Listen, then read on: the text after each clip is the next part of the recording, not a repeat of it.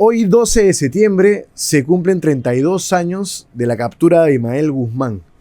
Y tenemos con nosotros una visita de lujo, voz autorizada que ha combatido el terrorismo en la zona de emergencia, general de división en situación de retiro, Moisés del Castillo Merino. Un aplauso para él, por favor. Gracias por estar con nosotros. ¿Algún comentario acerca de lo que está pasando, de la coyuntura actual, de todo lo que se está suscitando? Qué coincidencia que justo hoy se cumplen 32 años y ayer el fallecimiento de Alberto Fujimori, ¿no? Antes que todo, buenas noches. Para mí es un honor estar acá. Y bueno, que pueda yo contar algunas experiencias y sobre todo un programa que recién está comenzando y que permítanos felicitarlo a todos ustedes, ¿no?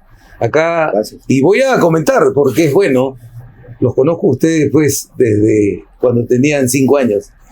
Entonces, prácticamente somos familia.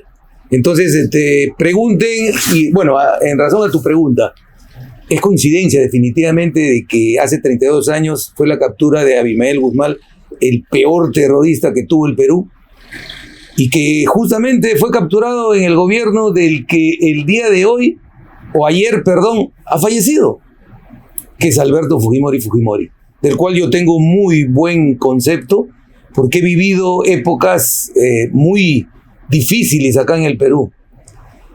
Es por eso que a mí me extraña, y quisiera yo comentarlo, me extraña que los jóvenes que no son de mi generación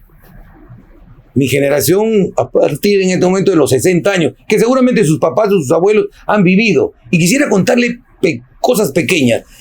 Lima vivía una crisis increíble. No se podía salir a la calle, había coches bombas, cortaban la luz, había toque de queda, no se podía ir al cine, o sea, no se podía hacer lo que ustedes ahora hacen, lo que todos los jóvenes hacen los días viernes y sábado, o todos los días. No había libertad de poder salir a la calle. Nuestros padres a los muchachos, no querían que salieras, porque en cualquier momento te podían atacar. Yo salí a los 20 años de una escuela militar, en el año 81, y los reglamentos indicaban que uno debía salir uniformado. No podíamos salir uniformado, porque te mataban en la calle. Yo tengo muchos compañeros, instructores, que saliendo de su casa los han matado. Era increíble la situación. Y entonces me extraña que ahora al que puso la voz fuerte, puso el acelerador, tuvo los pantalones de combatir el terrorismo, ahora lo critiquen y le digan de todo. Sí, definitivamente. Nos cuentas que tú en el año 81, con 20 años, salías a la calle ya como militar, ¿cierto?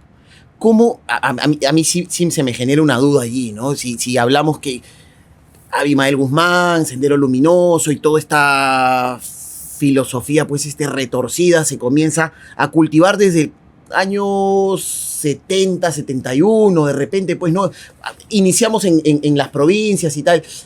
¿Cómo le despierta a una persona en aquellos años el interés por ser militar, sabiendo que era cuestión de tiempo que el terrorismo pues abordase también la capital y tal? ¿Cómo una persona decide ser militar en una coyuntura como esa?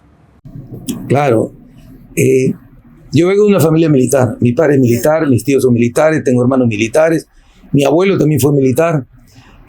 Conviví con la familia militar, mi padre me llevaba al cuartel, definitivamente me comenzó a gustar esto. Es más, de manera personal yo les cuento que mi padre no quiso que fuese militar. Y mi padre trabajaba en el entonces, cuando yo quería presentarme, trabajaba en Tacna.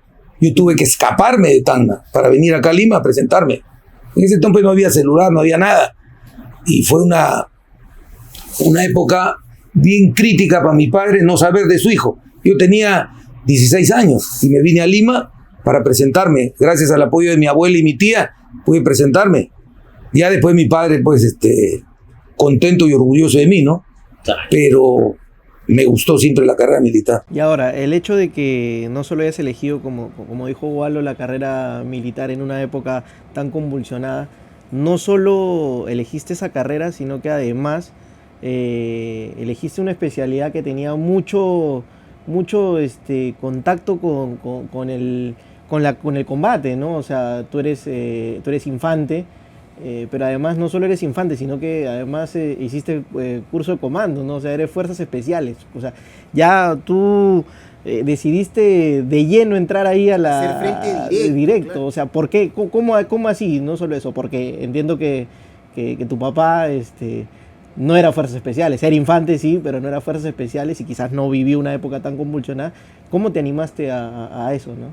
Si a mí me dijeran nuevamente y regresar a los 20 años, y si me dijeran, o a los 16 años cuando entré a la escuela militar, volvería a ser militar. Yo el uniforme no lo llevo en el cuerpo, lo llevo en la sangre. Yo soy verde y a mí siempre me ha gustado. Y tuve la suerte, como una vez me lo dijo mi padre, tu generación es bendecida, porque yo he tenido la oportunidad de combatir el terrorismo, estar en una guerra externa, ¿cómo se llama?, en el CENEPA, y hasta los últimos años donde he trabajado en el BRAE. Tengo experiencias un montón que podría contárselas, ¿no? Y si quieren...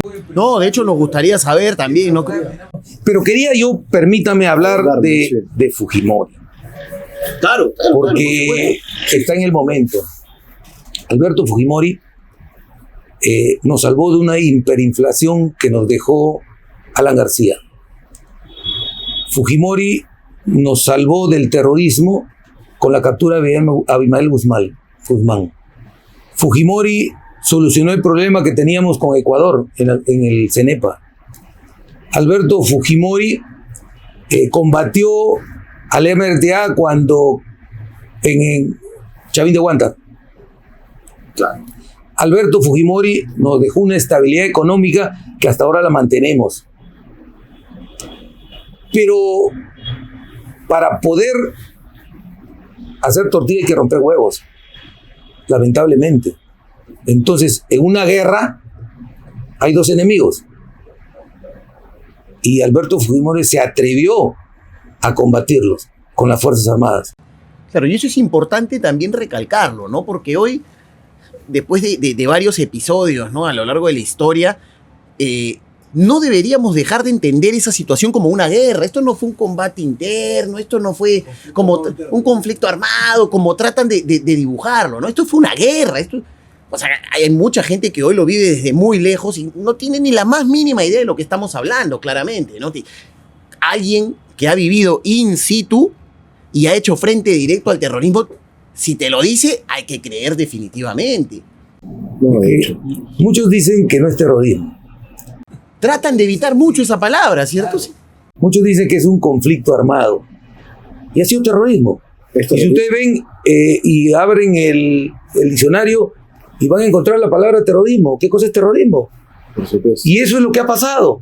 Yo quisiera que ustedes le pregunten a sus padres o a sus abuelos, que son mi generación, y cómo era el Perú, cómo era Lima. Y automáticamente se van a dar cuenta de que esa historia no sale en los libros. Es por eso que yo le echo la culpa al gobierno, porque no cuentan la verdadera historia, lo que fue el terrorismo en los años 80 a 2000. Sí. Y ahí se van a dar cuenta de que es por eso que la ignorancia, en el buen sentido de la palabra, de los muchachos, los lleva a criticar épocas pasadas. Y no es así. Es bastante gente, bastante mezquina, por decirlo así. No es gente que, o sea, los militares, todas las fuerzas armadas en general, no era gente que salía y no dejaba nada importante saliendo de su casa. Se dejaba su familia, arriesgaba su vida. No era, entiendo que no era una decisión fácil, ¿no?, combatir el terrorismo para todos los que formaron parte de estas fuerzas armadas. Como digo, ¿no?, sacrificaban un montón de cosas, más importante la familia, pero para esta nueva generación, y de hecho para gente antigua es fácil decir, no, sí, ellos lo hacían por hobby, no entendían que era un rechazo a la situación, pero definitivamente sacrificaron cosas bastante importantes. Algunos hasta perdieron la vida, sus familias perdieron a sus familias, pero hoy no se reconoce eso, ¿no?, lamentablemente. Ahí sí, por ejemplo, yo tengo una discrepancia, una discrepancia, por ejemplo, con lo que hablaron hace un momento, y ha sido un tema que creo que tú y yo lo hemos discutido anteriormente, cuando hablaron de conflicto armado interno, ¿no? Desde el punto de vista, claro, legal, yo tengo una formación legal, y más allá de que yo vengo de una familia también militar, y que, no sé, soy de los que cree que, por ejemplo, el mejor terrorista es el terrorista muerto y todo. Yo sí creo que el terrorismo es parte de un conflicto armado interno. Creo que la denominación legal es conflicto armado interno, pero siento que esto que te quieren vender la izquierda y los caviares de denominar conflicto armado interno, pienso que es una manera de minimizar más bien, ¿no? O sea, lo que intentan, exacto, ¿no? Suena más bonito conflicto armado interno que terrorismo, ¿no? Entonces esa época tratan de minimizarla, tratando de denominar o llamar esto como no, eso fue conflicto armado interno, cuando una cosa no tiene nada que ver con la otra. El hecho que haya sido conflicto armado interno no implica que no haya sido también terrorismo, ¿no? Entonces se quieren dar de muy técnicos y todo eso, con la intención claramente de tratar de minimizar, de pasar por agua tibia esa época, ¿no? Y eso es lo sorprendente, y como conversábamos antes, no hay coincidencias en esta parte, ¿no? O sea, eso es algo labrado justamente, y ahora vemos las consecuencias de una sociedad que no sabe lo que ha pasado, una sociedad en la que es inentendible, por ejemplo, que se odie o se deteste más a Alberto Fujimori que a Abimael Guzmán, por ejemplo. Eso no tiene sentido, ¿no? Si bien, por ejemplo, como bien decía Moisés, se trata de atenuar algo y sobre todo como de igualar, porque cuando tú hablas de conflicto armado interno estás hablando como si fueran dos partes, y no es así. O sea, tenías un segmento claro que sembraba terror, que no le importaba absolutamente nada, y las otras personas eran los que nos defendían más bien. O sea, porque los militares nos defendían a nosotros, y como bien se expuso hace un momento, gracias a ese apoyo es que hoy en día pueden gozar de sus libertades, de un país mucho más estable, porque al final todo es concéntrico, ¿no? O sea, no era solo el shock, sino solucionar los temas país, ¿no? Pero de todas maneras sí es importante mencionar algunos puntos. Si bien yo, y ustedes saben que yo he tenido mi época de fuerte detractor del fujimorismo, y hasta ahora, por ejemplo, también coincidimos en algunas cosas contra Keiko, igual lo decía en una frase súper interesante, ¿no? Alberto hizo cosas muy importantes y determinantes para el país, y también hizo cosas bastante complejas y de hecho, crímenes que por los que ha pagado y por los que ha estado en la cárcel. Que en ese equilibrio, ¿qué mensaje podríamos llevarle en un resumen de lo que tú consideras que fue el gobierno de Alberto Fujimori? En ese equilibrio, en ese balance, porque también reconocemos que hay cosas en las que hubo excesos.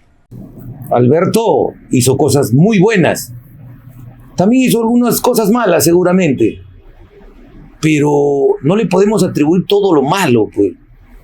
Porque si estamos acá, y si en este momento estamos aquí, en este programa, haciendo este programa, si nos ponemos, si retrocedemos, es por la acción y por las buenas decisiones que hizo Alberto Fujimori. Estábamos en toque de queda, ¿no? Sí, definitivamente, porque en este momento, a ver, yo le voy a decir una cosa importante, y seguramente mi hijo lo sabe.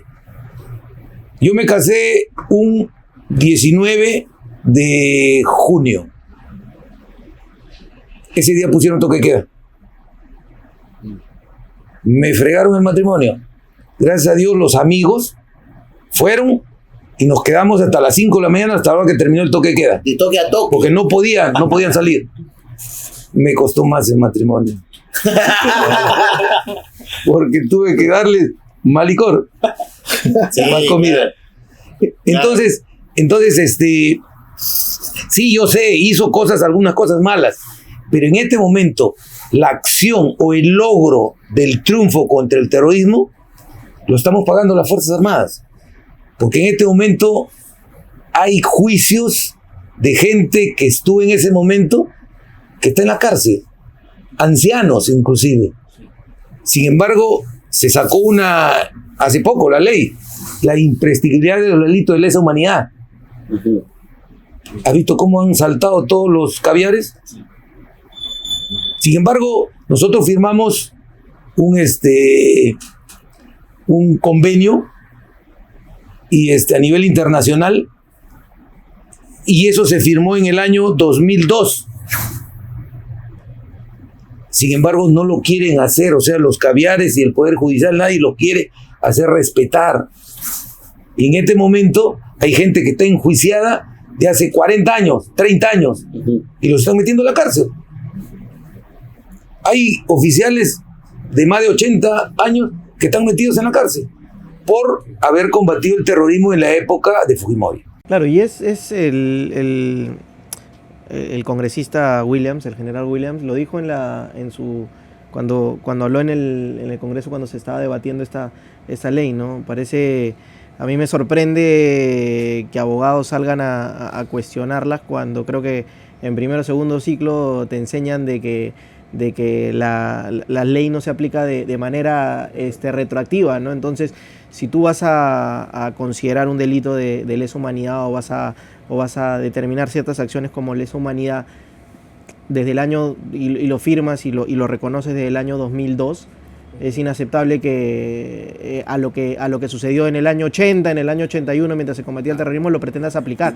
Y eso no quiere decir de que no juzgues los delitos que se puedan haber cometido, ¿no? Porque si hubo homicidios, si hubo asesinatos y todo eso, que se juzguen como tal, que se juzguen como asesinato, que se juzguen como homicidio, que se cumplan los plazos de prescripción establecidos en el momento, pero no puedes decir de que si del año 2002 determinas de que los delitos de asesinato, que constituyen delitos de lesa humanidad, van a ser imprescriptibles, tú digas ya en 2000, sí, entonces lo que se cometió en el año 81 va a ser imprescriptible. No, en el año 81 no existía eso, y eso no se aplica de forma retroactiva, salvo que favorezca, y ahí claramente no favorece, ¿no? Y nadie está diciendo, como dicen falsamente, impunidad. Nadie está diciendo impunidad. Júzgalo por lo que era en ese momento, ¿no? O sea, de eso se trata, ¿no? Pero por tratar de juzgar, porque creo que de eso viven, ¿no? Los organismos de derechos humanos, ¿no? Porque tú nunca ves un organismo de derechos humanos defender a un militar o a un policía o a los familiares de militares y policías que han sufrido la muerte de alguno de sus familiares a costa. Claro, ¿por qué? Porque obviamente no le van a poder cobrar una reparación a Abimael, ¿no? Porque ¿dónde le va a pagar? Más fácil es cobrarle al Estado por un supuesto abuso de derechos humanos. Y así lo quieren mantener de forma perpetua, ¿no? De forma... Sí. Claro, ¿a quién se lo van a cobrar? De eso viven los organismos de derechos humanos. Y eso lo ha hecho la bendita Comisión de la Verdad. La bendita Comisión de la Verdad venía cualquier poblador de cualquier sitio y decía: mi esposo ha desaparecido. Entonces, ¿en qué año? En el año 83. Ya preguntan quiénes trabajaban, qué militares trabajaban en el 83. Como no sabían, agarraban a toda la corporación. La corporación es todo lo que trabajaron ese año. Y a toditos los enjuiciaban.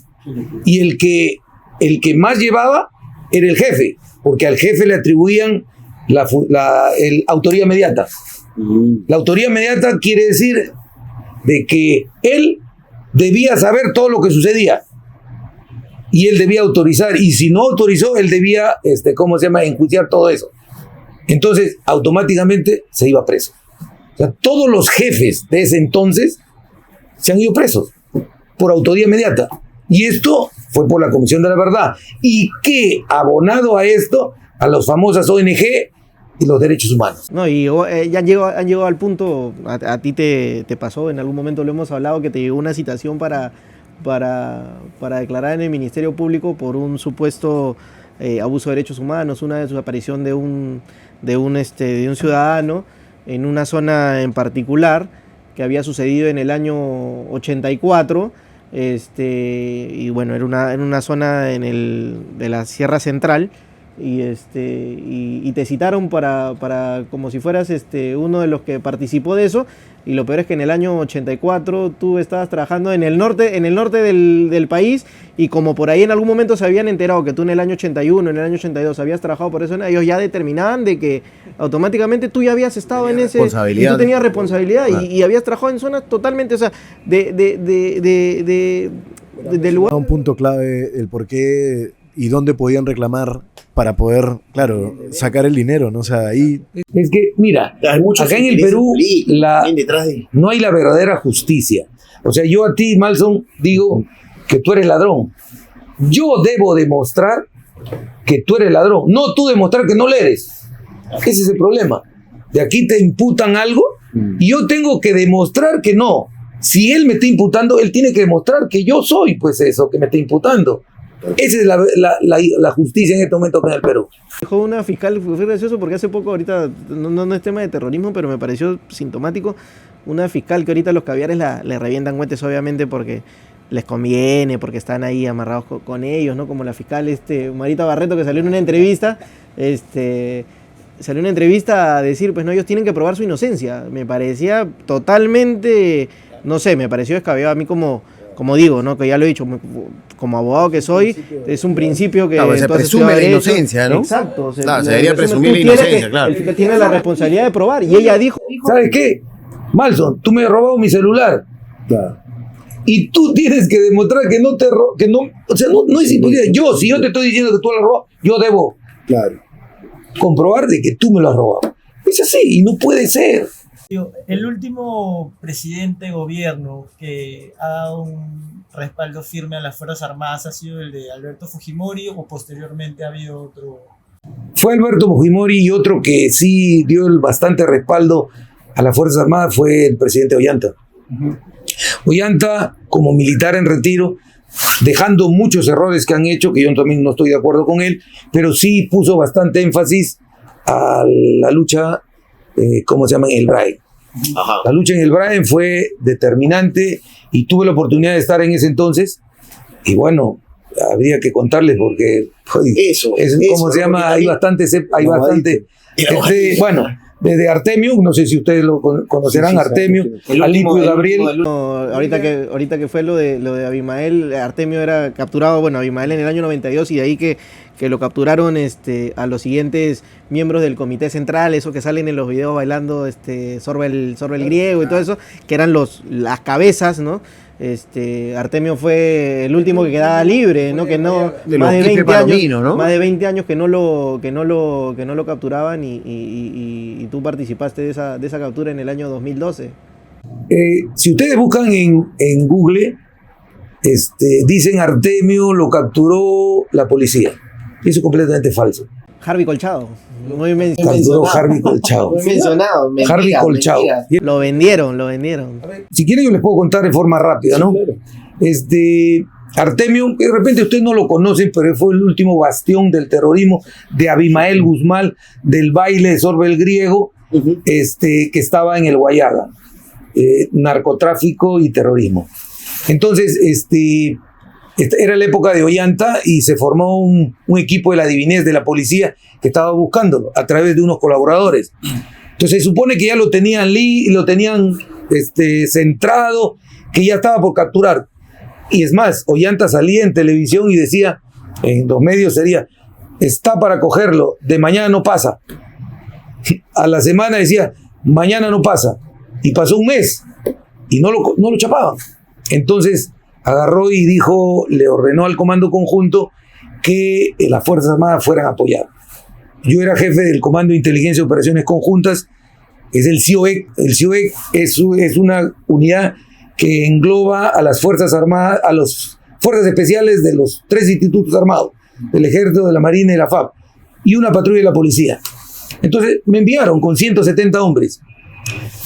La policía, como siempre hay esa rivalidad, por decir, ellos lo estaban buscando a Artemio voy a poner un ejemplo, en Huacho, y a mí me mandaron a Pucusana. O sea, ellos lo tenían centrado en Huacho, y a mí me mandaron a Pucusana. ¿Qué resulta? Que se les había escapado, y yo lo encontré en Pucusana. Lo encontré en Pucusana, di cuenta, en ese entonces estaba el ministro Tarola, que ustedes lo conocen, estaba el ministro de Defensa, y le di cuenta, inclusive hay audios, porque a él lo entrevistaron en RPP, ¿no? Canal N. Chinchay, el que ahora todavía existe, el periodista. Y inclusive lo dice bien claro, lo capturó una patrulla del ejército al mando del general del Castillo, y perfecto.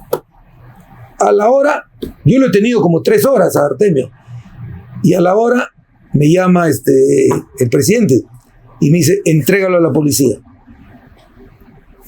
¿Qué iba a hacer? Lo entregué a la policía y ahí se armó todo el show.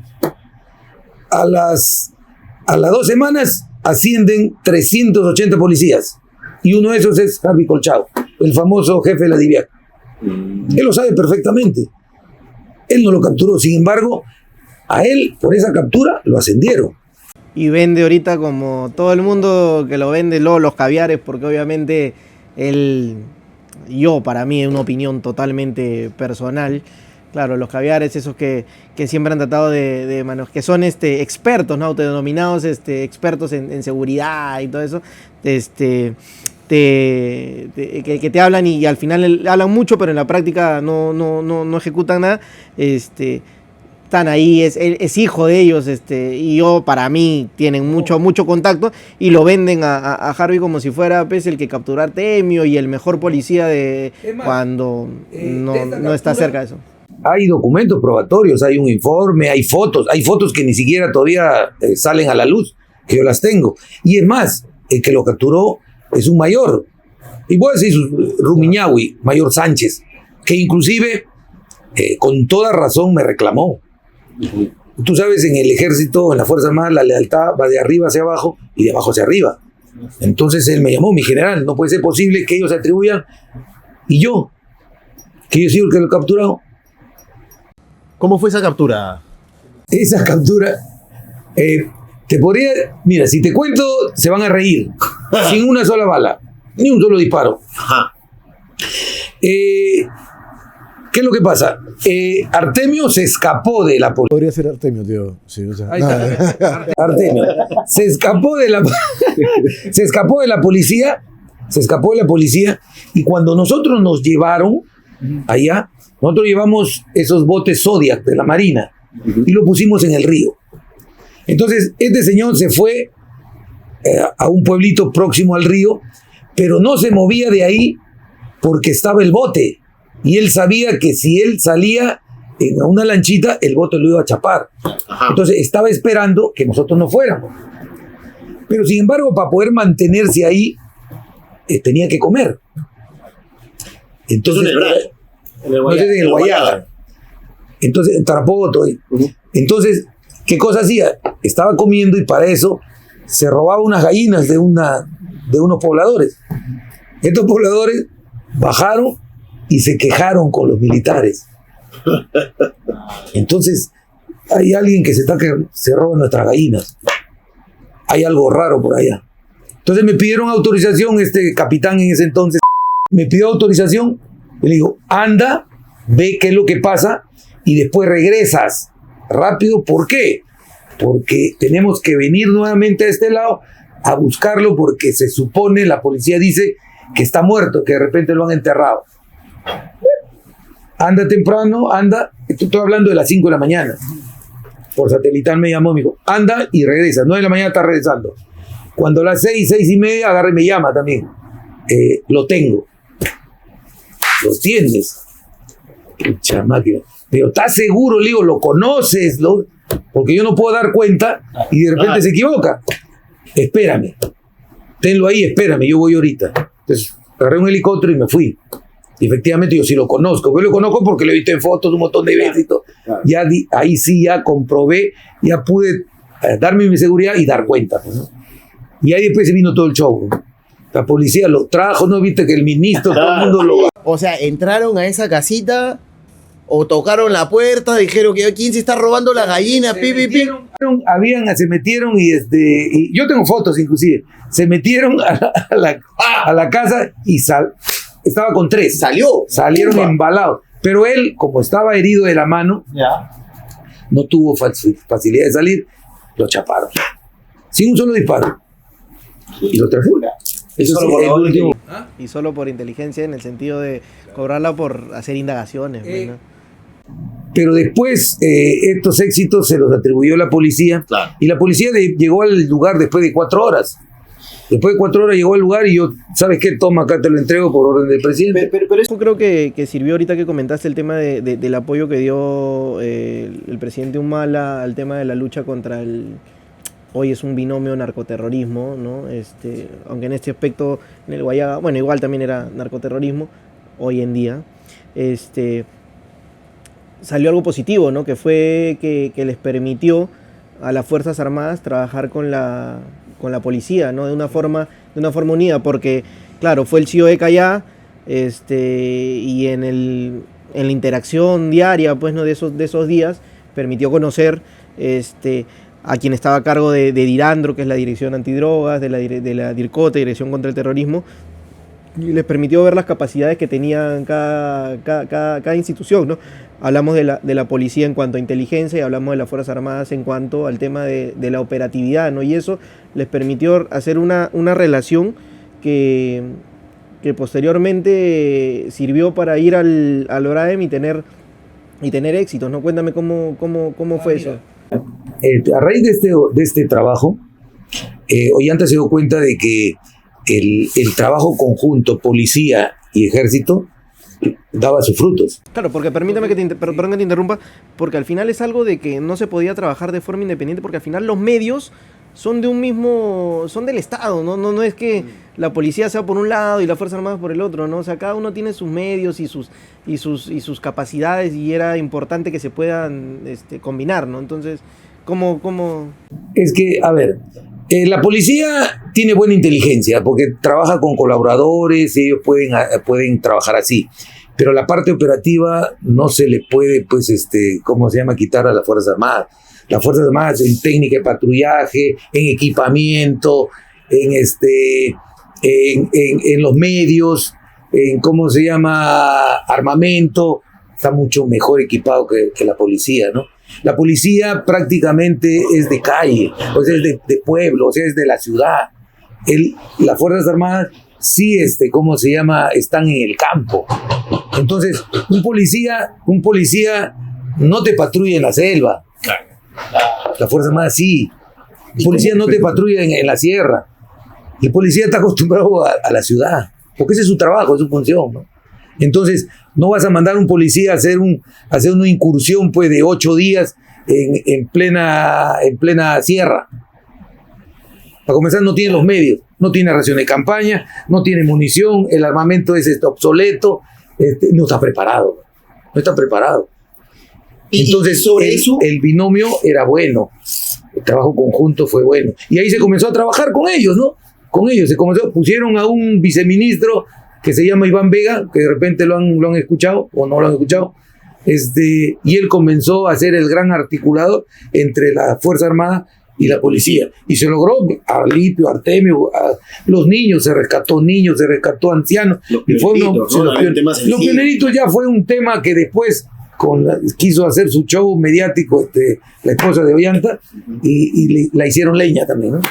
Por hacer todo. Pero sirvió esto para poder trabajar de forma conjunta, y los éxitos que se dieron después en el BRAEM, como tú has mencionado, ¿no? Primero William en el año 2012, el abatimiento, de ahí el 2013 también el abatimiento de Alipio y Gabriel, que eran de los 6 blancos de alto valor, 3, ¿no? Que los más importantes, ¿no? Alipio, el mando militar, por así decirlo, más importante.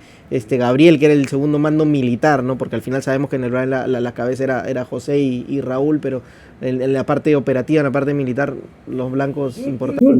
Yo les cuento un poquito del BRAEM. Ustedes se preguntarán por qué en el BRAEM todavía no termina después de muchos años, ¿no? Sí. Ahí está José. Es que ahí ya se formó el binomio narcoterrorismo. En el BRAE, lo que produce, o sea, de lo que vive la gente es del cultivo de la coca. De la coca. Definitivamente, ¿no? Pero el problema de esto no es el que siembren la coca, el problema es presencia del Estado. No hay Estado. A ver, voy y como siempre lo cuento, te vas a un pueblito, Sanabamba, vamos a decir, donde hay 40 casas, 180 o 200 pobladores. Tú llamas al más caracterizado y le dices, oiga, ¿por qué siembra usted coca? ¿Y qué quiere que siembre? Pues? Bueno, siembra pues café, fruta, cacao. ¿Y por dónde lo saco? Si no hay carreteras, no hay aeropuertos, no hay nada. Usted es el Estado. ¿Qué mide el Estado? El Estado me da un profesor, usted ve ahí un colegio, y ahí para 5 grados. Ese profesor trabaja 15 días y 15 días se va a cobrar su sueldo. Y yo sé más que él. ¿Qué me da el Estado? En cambio, ellos vienen y me dicen, ¿cuántas hectáreas tienes? Por decir 100 hectáreas. ¿Cuánto te cuesta sembrar coca? 10.000 soles. Ya, toma 5. Cuando tengas que cosechar, yo vengo y te ayudo y me la llevo.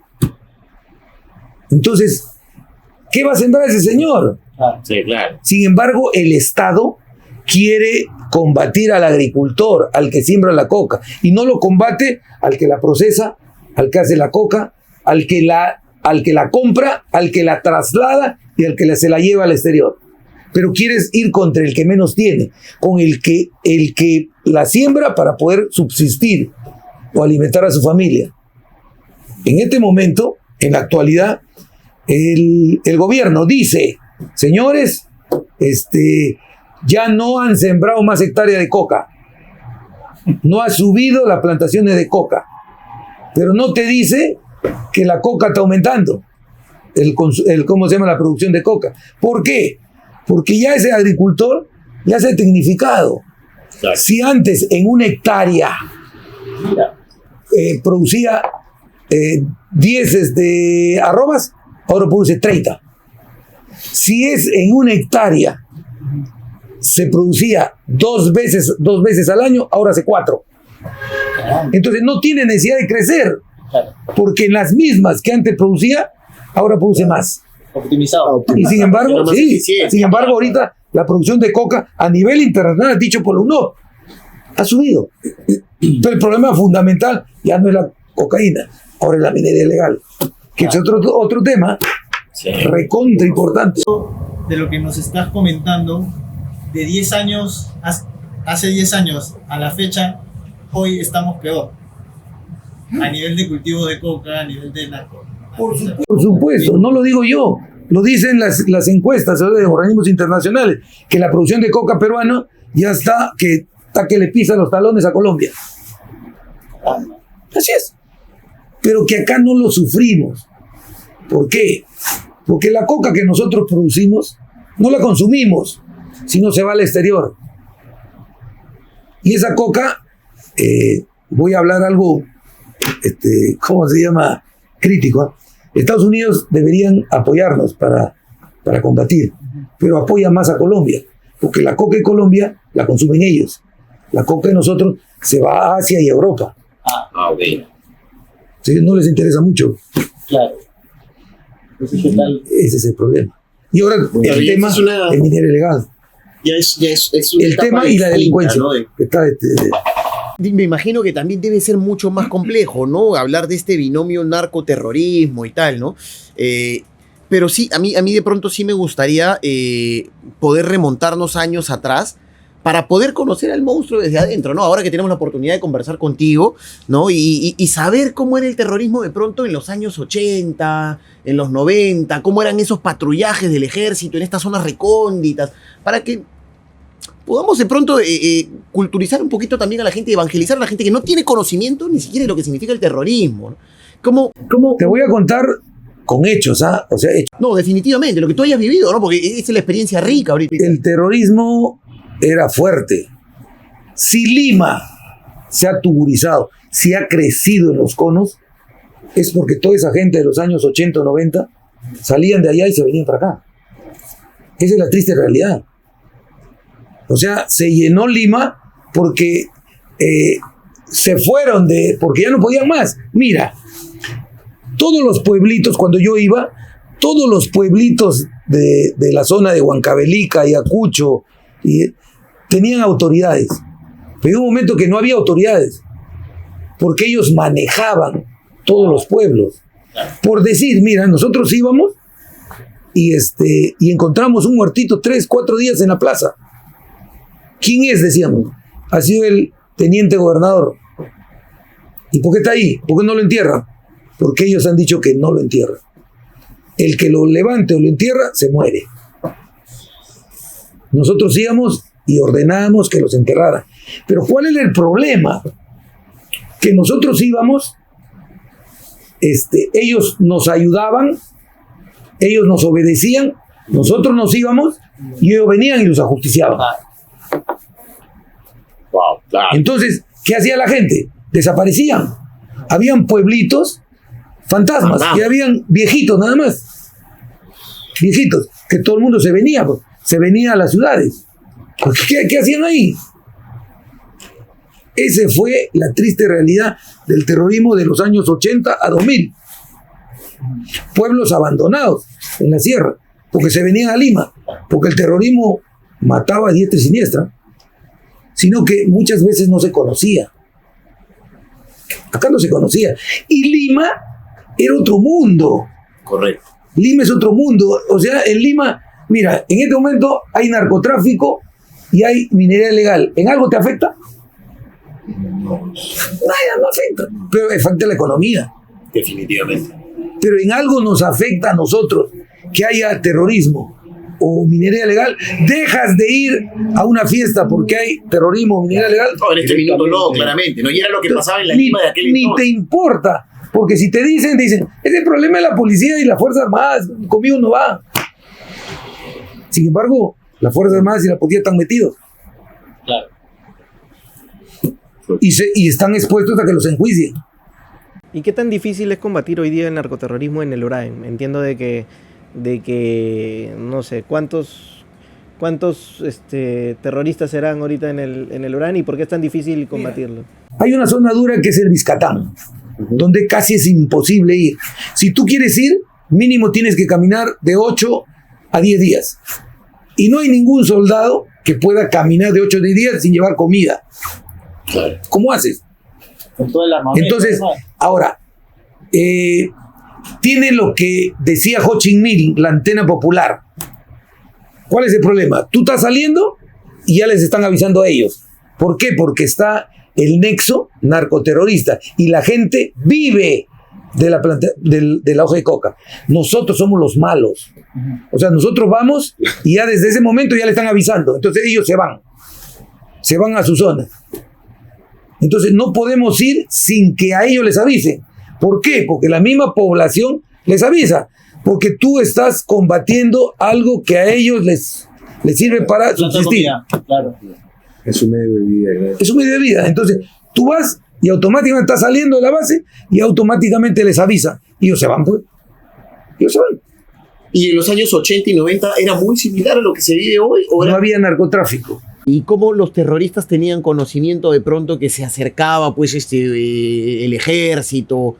Porque yo me imagino también que en aquellos años podemos hablar ampliamente de emboscadas, podemos hablar ampliamente pues de mucha información que les llegaba a los terroristas de los militares. Entonces, hoy me imagino pues que la red tendida del narcotráfico pues facilita la información a los terroristas. Antes, ¿cómo era eso? ¿Cómo era caminar allá? ¿Cómo era? Antes era difícil, ahora es más fácil porque la tecnología ha permitido. Ellos tienen radio, tienen celular, manejan internet, manejan todo.